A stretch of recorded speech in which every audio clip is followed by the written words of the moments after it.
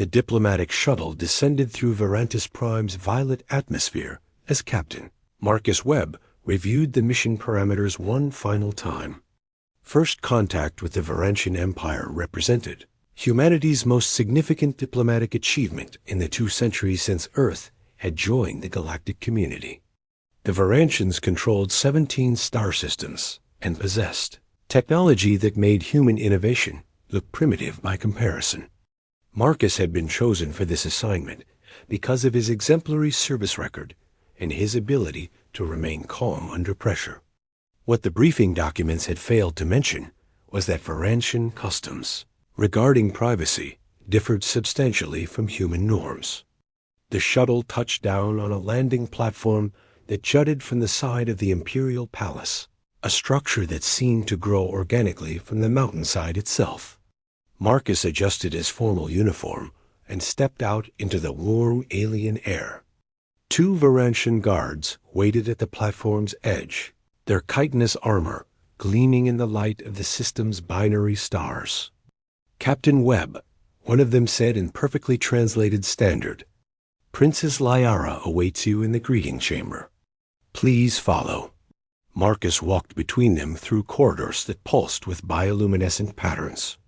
The palace interior resembled the inside of some vast living creature, all curves and organic textures. He had studied Varantian biology extensively during the voyage. They were humanoid in basic structure, but with key differences. Their skin held an iridescent quality that shifted colors with their emotional states. Their eyes were larger and multifaceted, and their culture had evolved along paths that sometimes diverged sharply from human understanding. The guards stopped before a large circular doorway that irised open at their approach. "The princess will receive you now," one said, gesturing Marcus forward. He stepped through into a chamber filled with flowing water features and living plants that seemed to glow from within. At the room's center stood Princess Lyara, third in line to the Varantian throne, and the Empire's chief diplomat for human affairs. She wore nothing.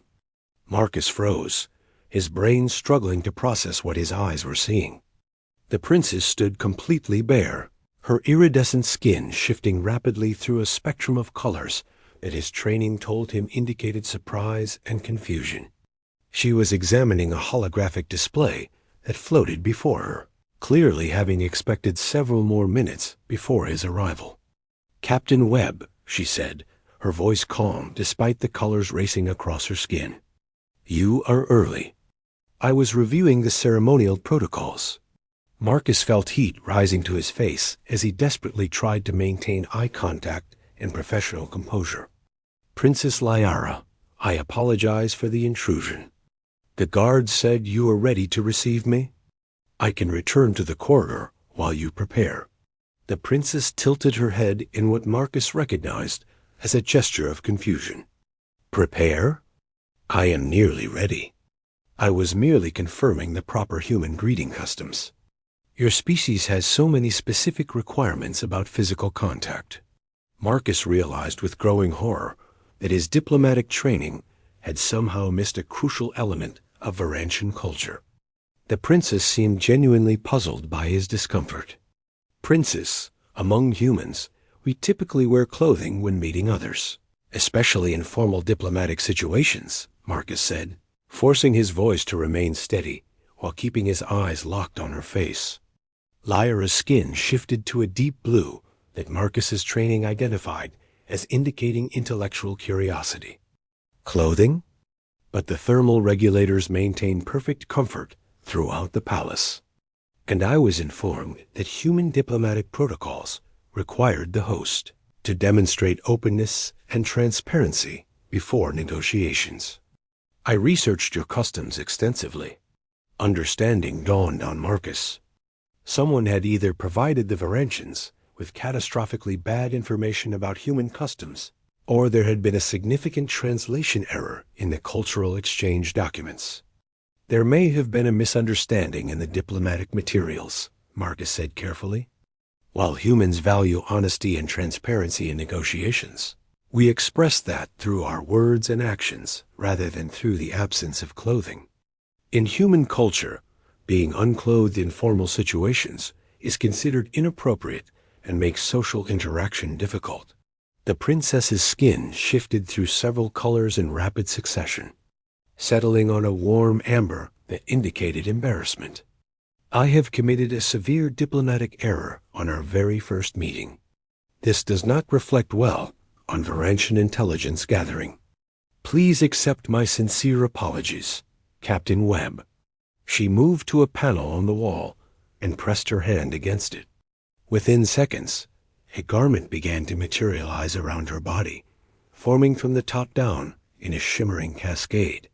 It resembled flowing robes in deep purple, though the material seemed alive with subtle movement. Is this more appropriate for human sensibilities? She asked once the garment had fully formed. Marcus finally allowed himself to relax slightly. Yes, thank you, Princess. And please don't consider this a serious error. First contact situations often involve these kinds of cultural misunderstandings. The important thing is that we're both willing to adapt and learn. Lyra's skin shifted to a soft green that Marcus interpreted as relief and gratitude. Your graciousness does credit to your species, Captain. Please, let us begin again properly. She gestured to a seating area where furniture seemed to grow from the floor itself. I must confess that your arrival has already taught me more about human culture than months of studying your transmissions. They settled into the organic chairs, which adjusted themselves to Marcus's human physiology with surprising comfort. Now that the initial shock had passed, Marcus found himself genuinely interested in understanding how such a significant miscommunication had occurred. May I ask what sources your researchers used when studying human diplomatic customs? Marcus asked. Lyra gestured, and the holographic display she had been reviewing earlier expanded between them. Marcus scanned through the documents and immediately spotted the problem. The Varantians had somehow acquired records from various human cultures, spanning different time periods and contexts, then attempted to synthesize them into a single protocol. Included in the mix were descriptions of ancient religious ceremonies, artistic performances, and even passages from human fiction that had been interpreted as documentary evidence. I believe I see the issue, Marcus said diplomatically. These documents represent many different human cultures across vast distances and time periods. They also include some fictional accounts that weren't meant to be taken as factual descriptions of behavior. The princess's skin darkened with what Marcus was learning to recognize as intense focus. This explains much. We assumed that humanity, having unified under a single planetary government, would have standardized its cultural practices as we did millennia ago. The concept of maintaining multiple distinct cultural traditions within a single political entity is foreign to us. That's actually one of humanity's strengths, Marcus said. Our diversity means we're often better at adapting to new situations, because we're accustomed to navigating different cultural contexts. Though I admit, it must make us confusing to outside observers. Lyra's skin shifted to a warm golden hue that Marcus instinctively recognized as indicating pleasure or amusement. Confusing, yes, but also fascinating. Tell me, Captain, how many distinct cultural protocols would I need to master to interact appropriately with all human populations? Marcus couldn't help but laugh. Thousands at minimum. But the good news is that most humans who work in diplomatic contexts are trained to be flexible and forgiving of cultural differences. We expect misunderstandings and don't take offense easily when we know the other party means well. They spent the next hour in genuine conversation, with Lyra asking detailed questions about human cultural variation, and Marcus learning about the Varantian path to unification. He discovered that the Varantians had achieved cultural homogeneity through a process of gradual integration over thousands of years, something that humans had never attempted and likely never would. Your species is very young by our standards, Lyra said, her skin displaying patterns that Marcus was beginning to recognize as indicating thoughtfulness.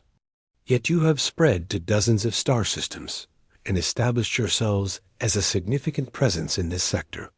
Most species require far longer to achieve what humanity has accomplished. We're persistent, Marcus said with a slight smile, and we're very good at adapting to new challenges. Sometimes our youth is an advantage because we haven't become set in our ways.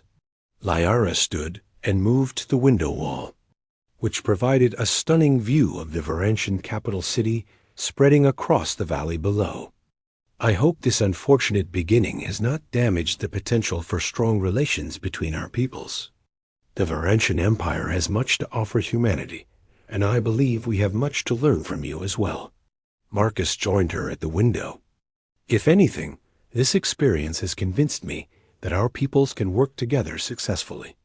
We both demonstrated exactly the kind of flexibility and good humor that successful partnerships require. The princess's skin displayed a complex pattern of colors that Marcus suspected expressed emotions too nuanced for him to fully interpret. You are very gracious, Captain. I look forward to introduce